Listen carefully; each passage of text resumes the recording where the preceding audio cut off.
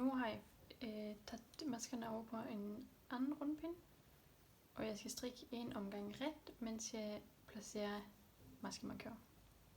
Så jeg placerer den første maskemarkør her i starten, som er omgangsstart, og så strikker jeg så mange ret, som der nu står i min opskrift, før jeg sætter den næste maskemarkør. Så i stedet for at strikke ret og vrang, skal man nu kun strikke ret masker. Og det gør man så mange som det står, hvorefter man placerer en maskemarkør på pinden igen og strikker videre. Jeg vil vise udtegningerne, hvor man strikker 2 masker i en maske. Og det gør man i masken foran maskemarkøren og i masken efter maskemarkøren. Og man gør det ved at bruge sin højre strikpind og tage den i masken, som om man skal strikke den almindelige ret.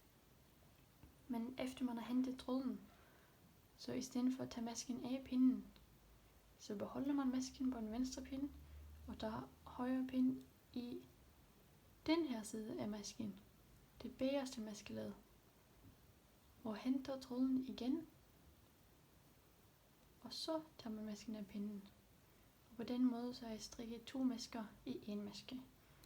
Og det samme gør jeg i masken efter maskemarkøren.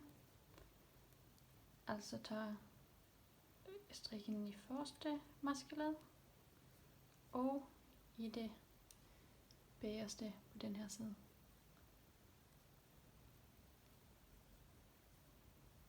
På den måde.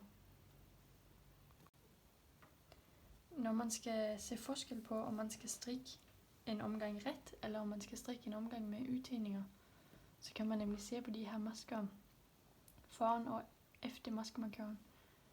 Her kan man nemlig se, at der er en klump lige nedenunder den her maske. Det betyder, at den skal strikkes ret, fordi at jeg i sidste omgang strikkede den som en udtegning, så jeg skal nu strikke den ret. Og så kan man nemlig se, når man kommer til efter, den her skal strikkes ret. Og så kan man se, at den her maske, ikke den første maske efter, men den anden maske, så er klumpen hernede, og der er en almindelig maske her, og det betyder, at jeg skal lave en udtegning her. Så det er min omgangsbegyndelse, og derfor kan man se, at den her omgang skal jeg lave udtegningerne, fordi at jeg har strikket en omgang ret, efter jeg lavede den sidste udtegning. Nu skal jeg sætte mine armemasker til hvile, og det gør jeg ved at bruge en anden strikpind. Og overflytte bare alle maskerne på den her strikpind. Sådan her. Det gør jeg bare med alle maskerne, der skal være til mit arme. Hvis man ikke har en ekstra strikpind, så kan man lægge maskerne til hvile på en garnrist. Så man tager en garnrist igennem en uldnål, og så tager man bare alle maskerne over på den her uldnål. Og til sidst så trækker man uldnål igennem masken, sådan at maskerne ligger på den her garnrist i stedet for. Sådan kan de også ligge til hvile. Nu har jeg lagt mine armemasker her. De maskerne, der er mellem maskemarkørerne til hvile på en anden strikpind. Og jeg skal slå op masker med lykkeopslag. Jeg kan fjerne min maskemarkør. Så når jeg skal slå op masker, så holder jeg tråden sådan her. Og folder den over. Og bytter den her lykke oven på strikpinden og strammer til. Og på den måde så har jeg slået en maske op. Og jeg slår bare så mange masker op, som der står i opskriften. Og så kan jeg strikke videre på det næste stykke. Nu har jeg kommet til det step, hvor jeg skal strikke rib. Og jeg har lige talt mine masker, for at være sikker på, at jeg har det rigtige antal. Og så når jeg så kommer til min maskemarkør og min omgangsbegyndelse, så vil jeg starte på ribben. Og det gør jeg ved at strikke en ret, efterfulgt af en vrang, og en ret, og en vrang. Og man strikker rib, ligesom man strikker ribben ved halsen, altså anden hver ret og vrang. Og sådan bliver man ved hele omgangen, og man bliver ved i så mange omgange, som der nu står i opskriften.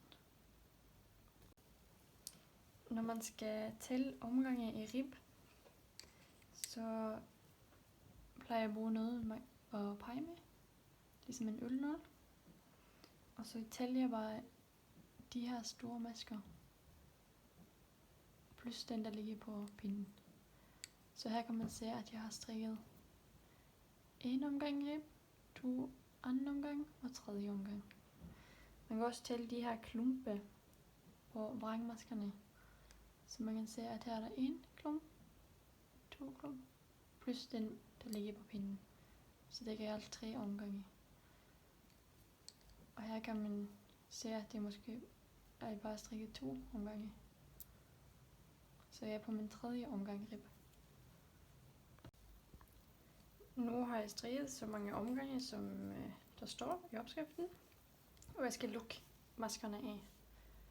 Og det gør jeg ved at fra min omgangs begyndelse strikke en maske ret, strikke en maske vrang, bare ligesom jeg før har gjort på ribben.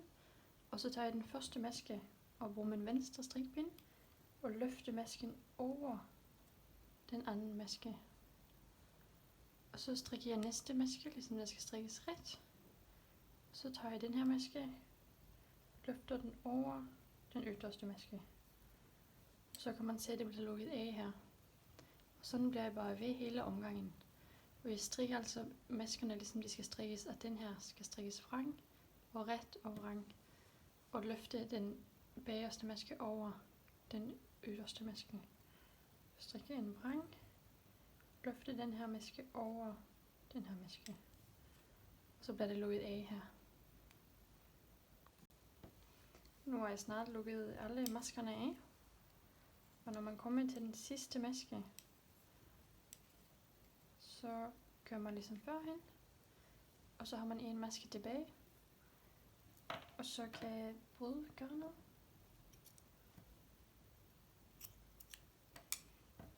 Og så trækker jeg den her garntråd igennem den sidste maske og strammer til.